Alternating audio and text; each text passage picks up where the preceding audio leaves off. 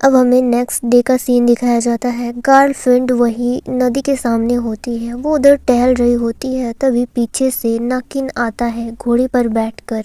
वो गारफील्ड के पास ही आ रहा होता है। उसकी नज़र पड़ती है कि गारफील्ड कुछ ज़्यादा ही दूर जा रही है, जिसके बाद वो दौड़कर उसके पास जाता है क्योंकि गारफील्ड गिरने ही वाली होती है। अब वो आगे जाती है और तभी उसके पैर डगमगाने लगते हैं। वो गिरने ही वाली होती है, तभी नकिन आकर उसे बचा लेता है। वो गारफील्ड की काफ़ी ज़्यादा चिंता करने लगता है और उससे पूछने लगता है कि तुम्हें कहीं चोट तो नहीं लगी, तुम ठीक तो हो। तो गारफील्ड कहती है कि तुम्हें चिंता करने की ज़रूरत नहीं, मैं बिल्कुल ठीक हूँ, तुम्हारी मदद के लिए बहुत बहुत शुक्रिया। जिसके बाद नकिन उसे एक कार्ड देता है। वो कहता है कि ये जाओ की कंपनी का कार्ड है और इसके दौरान तुम जाओ तक पहुंच सकोगी। गारफील्ड तो वो देखकर काफ़ी ज़्यादा शॉक्ड होती है कि आखिर ये नकिन को कैसे मिला। जिसके बाद नकिन कहता है कि तुम इसके बारे में ज़्यादा मत सोचो कि ये मुझे किससे मिला और किसने दिया। तुम्हें नई जगहों पे जाने का शौक था ना, और जाओ के पास तुम्हें जाना था, तो तुम इस कार्ड के दौरान जाओ तक पहुंच सकती हो। तुम्हें बस उसके शहर तक जाना पड़ेगा। तुम्हें हमेशा से ही इसका शौक था ना, तुम्हारा सपना आज पूरा हो जाएगा। ये बोलकर नकिन वहां से चले जाता है। साफ पता लग रहा होता है कि नकिन ने दिल पर पत्थर रख कर गारफील्ड को वो कार्ड दिया है। और इधर दूसरी तरफ गारफील्ड उस कार्ड को पाकर काफ़ी ज़्यादा खुश होती है कि अब फाइनली वो जाओ से मिल पाएगी। अब हमें नेक्स्ट डे का सीन दिखाया जाता है कि गारफील्ड पूरी तरह से रेडी हो चुकी होती है शहर जाने के लिए। वो नकिन से कह रही होती है कि मैं यहाँ से जा रही हूँ तो तुम मुझे ज़्यादा मिस मत करना। जिस पर नकिन कहता है कि काश मैं भी तुम्हारे साथ जा पाता, लेकिन मेरे पास कोई दूसरा ऑप्शन नहीं, क्योंकि मुझे इस माउंटेन की देखभाल करनी होगी। यहाँ की जिम्मेदारी मेरे ऊपर है, तो मैं तुम्हारे साथ नहीं जा सकता। लेकिन मैं इतना दुआ ज़रूर करूँगा कि तुम वहाँ से सही सलामत वापस लौटो। फिर वो उसे एक पोटली देता है कि अगर जब कभी भी तुम्हें वापस आने का मन करे तो तुम एक बार इसे याद करके ज़रूर खोल लेना। तुम इसकी मदद से वापस आ सकती हो और तुम नए शहर में जाकर अपना ध्यान रखना। जिसके बाद गारफील्ड वो पोटली उसके हाथों से ले लेती है। तो गारफील्ड उसका हाथ पकड़ के कहता है कि मुझे अभी से तुम्हारी बहुत ज़्यादा चिंता हो रही है। तुम वहाँ पर सही सलामत रहना और कभी भी ज़रूरत पड़े तो ज़रूर आ जाना। वो गारफील्ड से कह रहा होता है कि मुझे बहुत ही ज़्यादा बुरा लग रहा है कि मैं तुम्हारे साथ नहीं जा सकता, लेकिन तुम वहाँ पर जा सकती हो और मैं इसी ग्रास लैंड पर तुम्हारा वेट करूँगा। जिसके बाद गारफील्ड कहती है कि तुम ज़्यादा चिंता मत करो, मुझे कुछ भी नहीं होगा। तुम तो मुझे जानते ही हो कि मैं कितनी ज़्यादा स्ट्रांग हूँ, मैं अपना ध्यान रखूंगी। ये बोलकर गारफील्ड वहां से चली जाती है। गारफील्ड काफ़ी ज़्यादा खुश होती है उस नए शहर पे जाने के लिए, पर दूसरी तरफ नकिन बिल्कुल नहीं।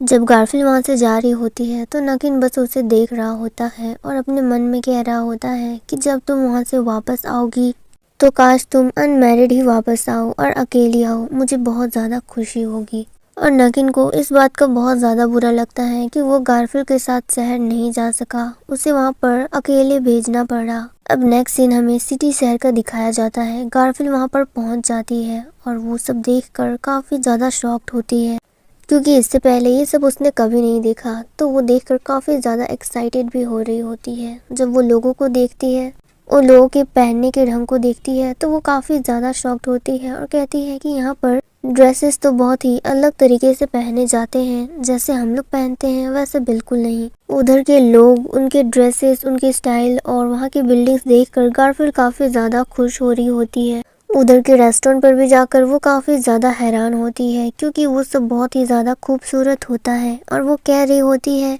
कि ये सब चीज़ें कितनी ज़्यादा अच्छी है, ग्रासलैंड से तो बहुत ही ज़्यादा अच्छी।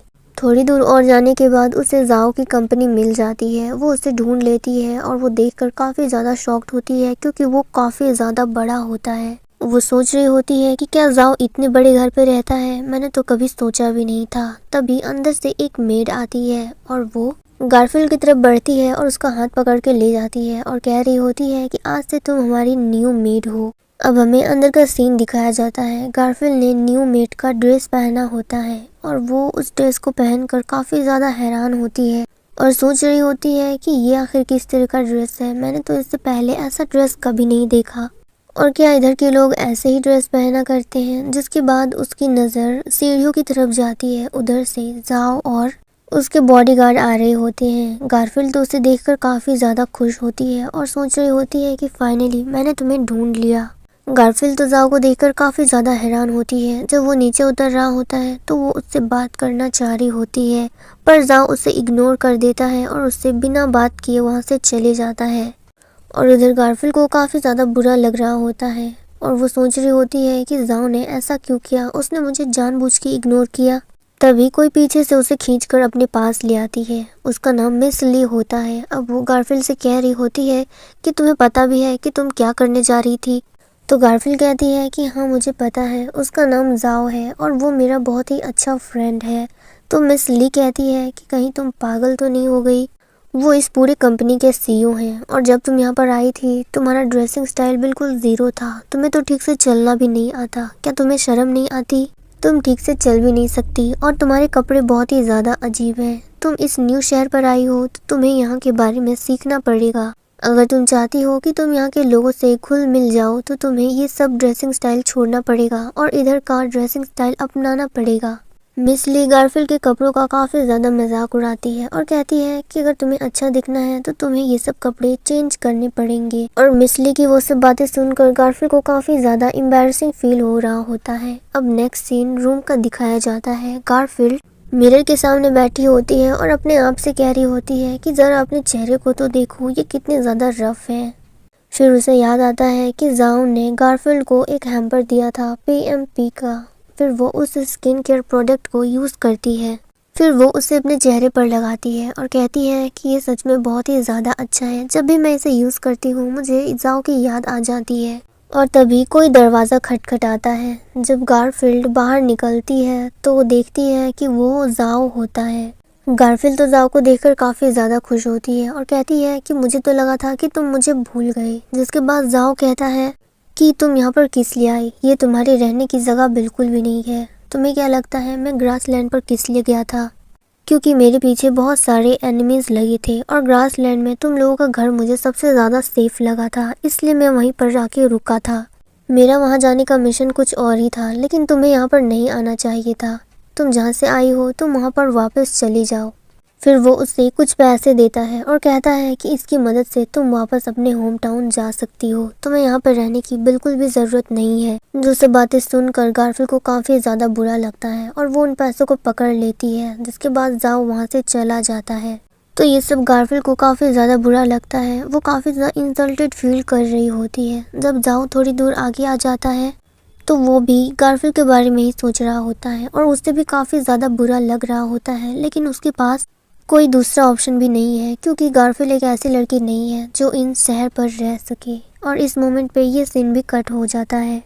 अब नेक्स्ट सीन हमें जाओ का दिखाया जाता है। वो काफ़ी ज़्यादा खोया हुआ नज़र आ रहा होता है और वो सिर्फ गारफील्ड के बारे में ही सोच रहा था, जो बात उसने गारफील्ड से कही थी। उसे वो काफ़ी ज़्यादा मीन लग रहा होता है कि उसने गारफील्ड को इस तरह से पैसे देकर उसे वापस जाने के लिए कहा, जबकि उसे पता था कि गारफील्ड को काफ़ी ज़्यादा बुरा लगा था और वो इतनी दूर सिर्फ जाओ से मिलने के लिए ही आई थी।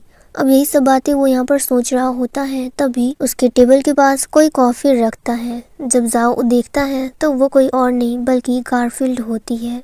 गारफील्ड के चेहरे पर एक स्माइल होती है और कहती है कि अब तो मैं कॉफ़ी बनाना भी सीख गई, तो क्या तुम इसे नहीं पियोगे? वो इससे काफ़ी अच्छे से बात कर रही होती है, मानो जैसे उसके साथ कुछ हुआ ही नहीं।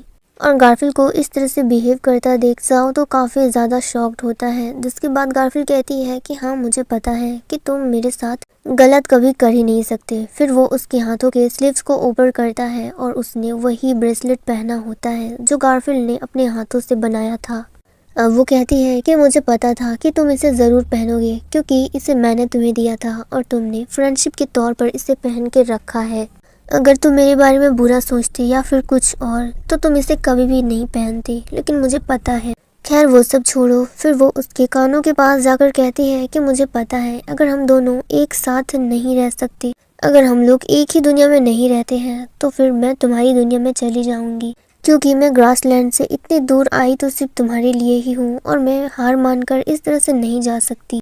मैं हार तो कभी नहीं मानूंगी। जिसके बाद वो उसे वो एनवलप वापस करता है जिस पर उसने पैसे दिए होते हैं। वो कहती है कि तुम इसे वापस रख लो क्योंकि मुझे इसकी कोई भी ज़रूरत नहीं है। वो उसे देकर वहाँ से चली जाती है।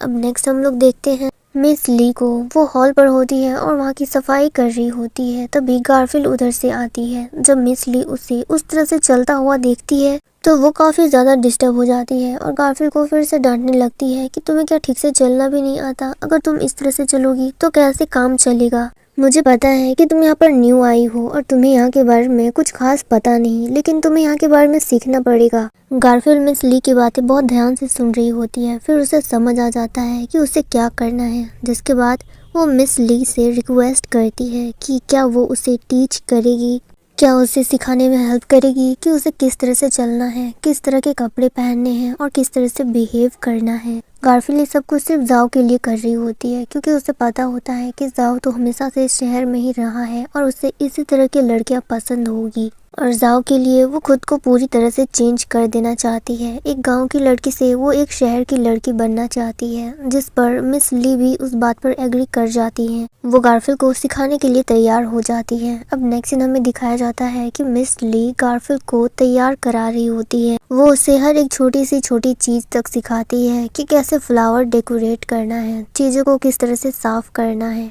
कौन सी चीज कहाँ पर रखना है। इसी तरह से वो एक दिन काम कर रही होती है। मिस ली उसे सब कुछ सिखा रही होती है। तभी उधर से जाओ आता है और वो देख रहा होता है कि गारफील्ड खुद को बदलने की पूरी कोशिश कर रही होती है सिर्फ जाओ के लिए, जो देखकर जाओ वहाँ से चला जाता है। अगले सीन पर देखते हैं मिस ली उसे काफी स्ट्रिक्टली सिखा रही होती है कि उसे किस तरह से खड़ा होना है, किस तरह से चलना है। और इसी तरह मिस ली गारफील्ड को हर रोज़ ट्रेनिंग देती है, उसे चलना सिखाती है और हर तरह के काम। और एक तरफ जाओ होता है जो सब कुछ देख रहा होता है। उसको पता होता है कि गारफील्ड बहुत ही ज़्यादा मेहनत कर रही है सिर्फ जाओ के लिए। अब नेक्स्ट